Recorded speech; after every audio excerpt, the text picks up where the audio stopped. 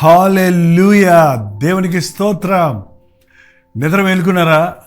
ప్రభు మాట వినడానికి సిద్ధంగా ఉన్నారా? Good morning. మంచి రోజుగా ప్రతిరోజు ఉండాలంటే దేవునితో ప్రారంభిద్దాం. ప్రార్థన. పరిశుద్ధుడా, నీకు వందనములయ్యా, మరొకసారి నీ సన్నిధిలో కనిపెడుతున్నాము. మాతో మాటలాడుమని క్రీస్తు నామములో అడుగుచున్నాము తండ్రి, ఆమేన్. దేవుని స్తోత్రం. యేసు ప్రభువుని నమ్మిన వారు, ఆయన యందు విశ్వాసం ఉంచిన వారు, ఆయన్ని ప్రభువుగా అంగీకరించిన వారు, ఆయన నామములో బాప్తిసం పొంది ఆయన సాక్షులుగా బ్రతుకుతున్న వారు ధన్యులు. మరి మీరు ఆ ధన్యులుగా ఉన్నారా? మీరు ప్రభువుని నమ్ముకున్నారా? మన దేశంలో అంటుంటారు, మీరు మతంలోనికి దిగారా అని. ఇది దిగుడు మతం కాదండి. ఇది మతమే కాదు, యేసు ప్రభువు చూపించింది మార్గం. ఆ రోజు యూదా మతాన్ని గురించి ఖండించాడు ప్రభు. మత వైరాగ్యంతో ఉన్న మూఢభక్తుల గురించి హెచ్చరించాడు ప్రభు. కొన్ని చోట్ల అడుగుతుంటారు, మీరు కూడా మతం పుచ్చుకున్నారా అంటారు. పుచ్చుకోవటం ఏంటి? ఇది ఏమన్నా బ్రాందీయా, విస్కీయా, మత్తు కలుగజేసే పదార్థాల పుచ్చుకోవడానికి? క్రైస్తవం అనేది మత్తు కాదు. ఇట్ ఈస్ రియల్, సత్యం, అనుభవం. అది వ్యక్తిగతమైన అనుభవం. యెహోవా ఉత్తముడని రుచి చూచి తెలుసుకోనండి.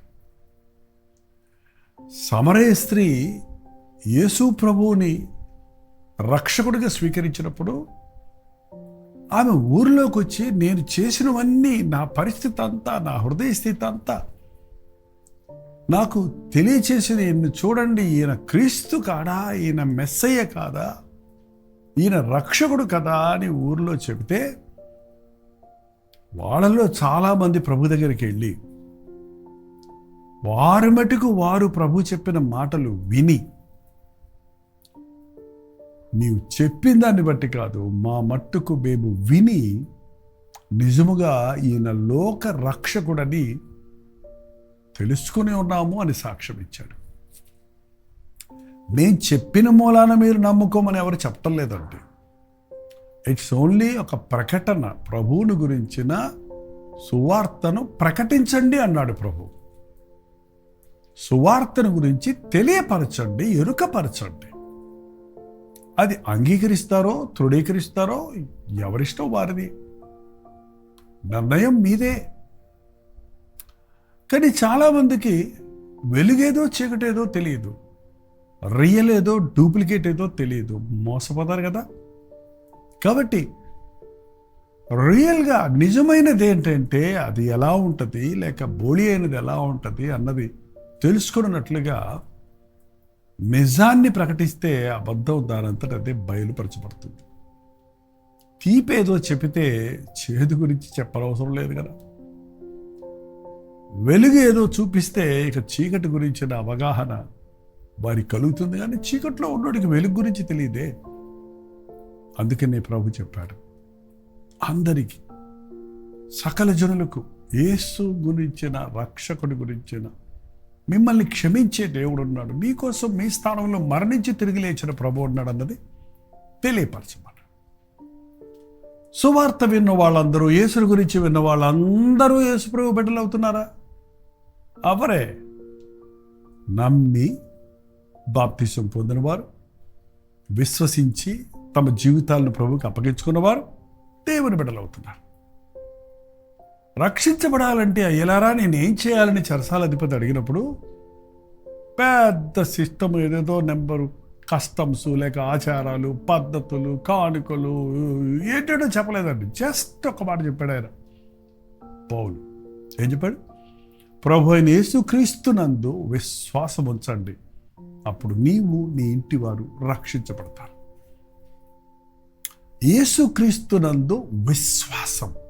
విశ్వాసం అంటే ఏంటండి? నిరీక్షించబడిన దాని నిజస్వరూపమే విశ్వాసం. చూడకుండా నమ్మటమే విశ్వాసం. చూడని దానిని నమ్మటమే విశ్వాసం.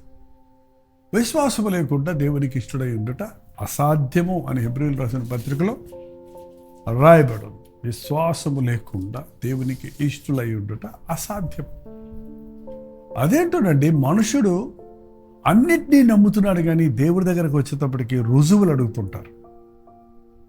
చూడండి, ప్రొద్దున లేస్తే మనం అన్నీ నమ్ముతున్నాం. జొమాటోలో ఆర్డర్ ఇస్తే ఆ ఆహారం మన ఇంటికి వస్తుందని నమ్ముతున్నావు. డబ్బులు వెళ్ళిపోతాయి బ్యాంకులో నుంచో, పేటీఎంలో నుంచో, ఎక్కడి నుంచో వస్తాడు. మనం పొద్దునే లేచి భార్య కాఫీ ఇస్తే అందులో విషం ఉందేమో, మత్తు ఉందేమో, ఇంకేమన్నా కలిపిందేమో నా భార్య అని టెస్ట్ చేసుకొని తాగుతారా మీరు? నా భార్య నాకు అపకారం చేయదని నమ్మి ఆమె ఏం పెడితే అది తింటున్నారు, త్రాగుతున్నారు కదండి. మీరు కుర్చీలో కూర్చోవలసి వచ్చినప్పుడు ఈ కుర్చీ నన్ను ముయ్యగలదా, దీని కాళ్ళు గట్టిగా ఉన్నాయా అని టపటప కొట్టి చూసి కూర్చుంటారా? యథేచ్ఛగా కూర్చుండిపోతారు. ఒక బస్సు మీద బోర్డు చూసినప్పుడు మీ ఊరెళ్ళే బోర్డు పేరు అక్కడ ఉన్నప్పుడు ఎక్కి కూర్చుంటారంటే ఇది వెళ్ళే బస్సేనా, ఈ డ్రైవర్కి లైసెన్స్ ఉందా, ఏంటంటే ఈ బస్సు కండిషన్లో ఉందా అని సందేహిస్తుంటే మీరు ఎక్కడికి వెళ్ళారు కదా. నమ్ముతున్నారు, అన్నీ నమ్ముతున్నారు. నెలాఖరు వచ్చేటప్పటికి జీతం వచ్చింది అని నమ్ముతున్నారు. కానీ ప్రభు విషయంలోకి వచ్చేటప్పటికి రుజువులు కావాలి. దేవుడు చేయగలడా? డాక్టర్ చేయగలడు అనుకుంటున్నాం, దేవుని మీద విశ్వాసం ఉంచడం లేదు. ఒక్కటే గుర్తుపెట్టుకోండి, నమ్మదగిన వాడండి యేసు ప్రభు. నమ్మిన వారిని వదిలిపెట్టేవాడు కాదు. ఆయన మాట ఇచ్చాడా, నెరవేరుస్తాడు ఆయన. నా ప్రభు ఇది చేయగలడు అని రోజుకు ఒక 100 సార్లు చెప్పుకోండి. మీలో నిరుత్సాహం కానీ మీలో అపజయాలు కానీ ఉంటే చూడండి, ఉండవు. నా ప్రభు సమర్థుడు. స్కానింగ్ రిపోర్ట్ నమ్ముతారు, అయ్యో ఏమైపోయిందో, బిడ్డ ఏమైపోతుందో. నా ప్రభు ఇచ్చిన గర్భఫలం యెహోవా ఇచ్చిన దానం. తల్లి గర్భంలో ఎముకలు ఎలాగో ఎదుగుచున్నవో దేవునికి తెలుసు అని దేవునికి మొరపెట్టు.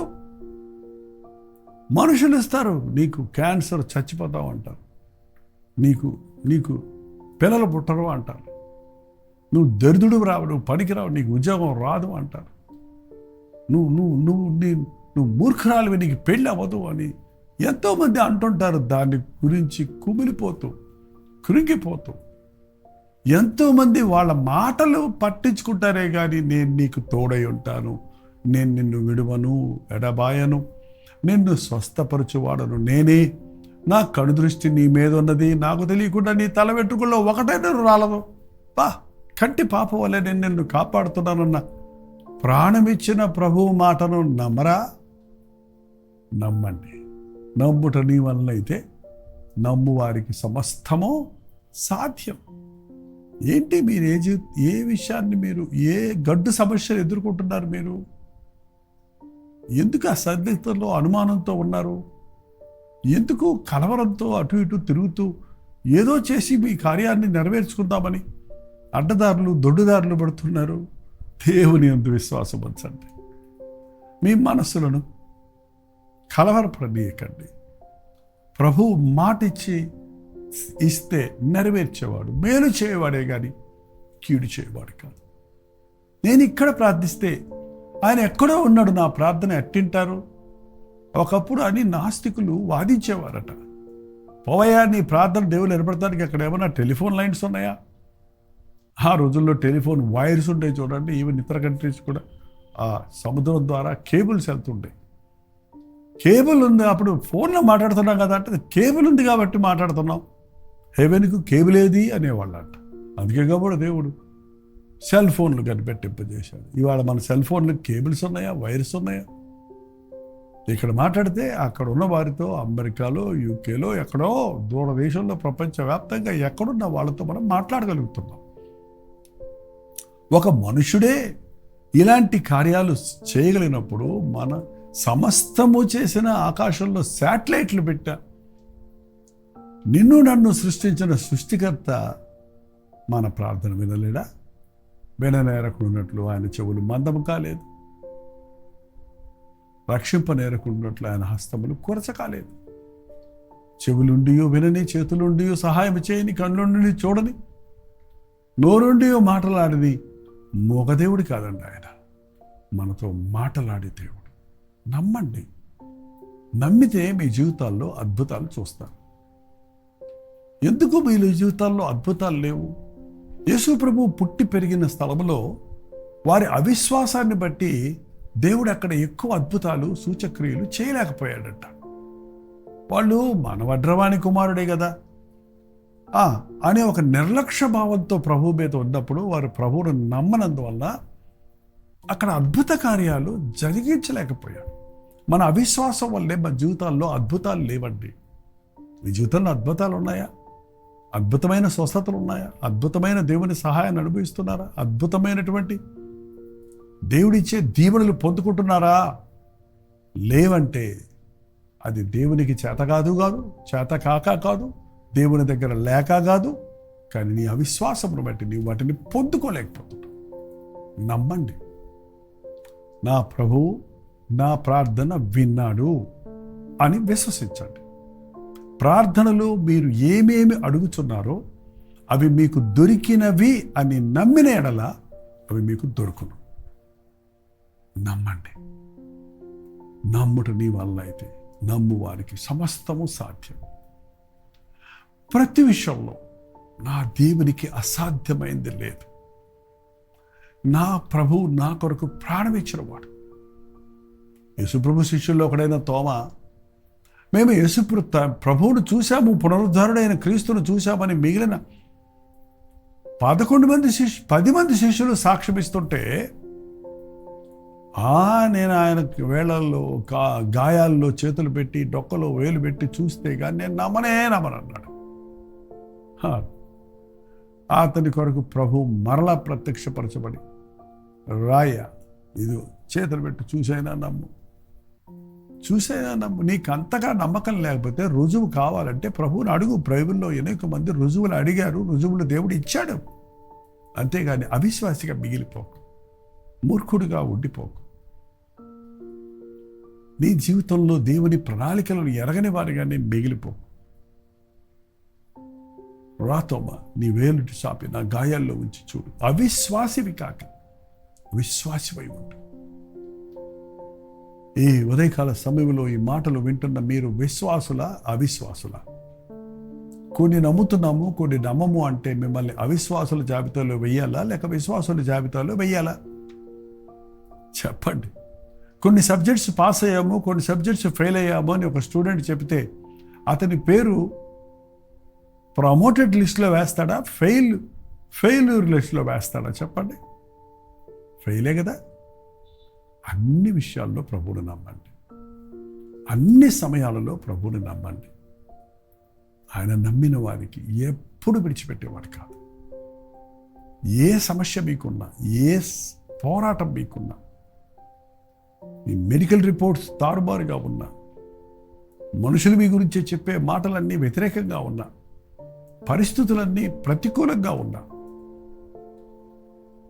ఏ పరిస్థితుల్లోనైనా, ఎట్టి పరిస్థితుల్లోనైనా దేవుడు తన అద్భుతాన్ని జరిగిస్తాడు. కీడు నుండి నన్ను తప్పిస్తాడు. నేను నమ్మిన ప్రభువును నేను ఎరుగుదును అన్నాడు పౌలు. మీరు ఎంతగా ప్రభువునందు విశ్వాసం ఉంచితే అన్ని అద్భుతాలు మీ జీవితాల్లో చూడగలుగుతారు. ప్రార్థన. పరిశుద్ధుడా, ప్రేమగలిగిన తండ్రి, నీ యందు విశ్వాసం వచ్చినట్లుగా వినుట వలన విశ్వాసము కలుగునన్నావు. నిన్ను గురించిన మాటలు వినాలనే ఆశ దయచి నీ పరిశుద్ధ లేఖనాలు చదివి ఎన్నెన్ని అద్భుతాలు నేను నమ్మిన వారిని, నిన్ను ఆశ్రయించిన వారికి నీవు చేసి ఉన్నావు అని గ్రహించి మేము నువ్వు విశ్వాసాభివృద్ధి పొందుటకు, విశ్వాసము ద్వారా శూర కార్యములు జరిగించుటకు, విశ్వాసము ద్వారా అద్భుత ఆశ్చర్య కార్యాలు మా జీవితాల్లో అనుభవించుటకు, ఎవరు ఏ సమస్యలో, ఏ వ్యాధితో, ఏ నిరుత్సాహంతో, ఏ పరిస్థితుల్లో ఉన్నారు అటు వారిని ఉదయకాలంలో దర్శించి విశ్వాసుల సమూహంలో సమకూర్చుకొనమని క్రీస్తు నామములో అడుగుచున్నాను తండ్రి. ఆమేన్. తండ్రి అయిన దేవుని యొక్క ప్రేమయు, కుమారుడైన క్రీస్తు యొక్క కృపయు, ఆదరణకర్త అయిన పరిశుద్ధాత్మ యొక్క సహవాసం కూడి వచ్చిన మనందరికీ ఇప్పుడున్న సదాకాలం తోడైండును గాక. ఆమేన్. దేవుని స్తోత్రం. మీ ప్రార్థనా స్తుతుల భారాలు 954041 నెంబర్కి, ఇతర దేశాల్లో ఉంటే 9100 నెంబర్కి ఒక టెక్స్ట్ లేక వాయిస్ మెసేజ్ ద్వారా వాట్సాప్ పెట్టండి. మీకోసం ప్రార్థిస్తున్నాం. మీరు కూడా ప్రార్థించండి. తప్పక దేవుడు మనకు జవాబిస్తాడు. Doctor Jaipal YouTube channel subscribe చేసుకోండి. లైక్ చేయటం, షేర్ చేయటం మర్చిపోకండి. ప్రభుత్వమైతే మధ్యాహ్నం 3 గంటలకి హెచ్చరిక, అలాగే రాత్రి 9 గంటలకి కలువరి ప్రతి ధ్వనిలో మళ్ళీ కలుసుకుందాం. అంతవరకు దేవుని మహాకృప మీకు తోడైనది గాక.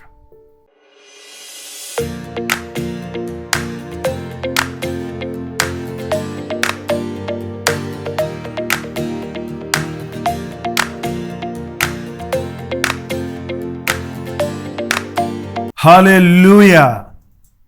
జమ్మూ కాశ్మీర్ పరిసర ప్రాంతాల్లో ఉన్న వారికి శుభవార్త.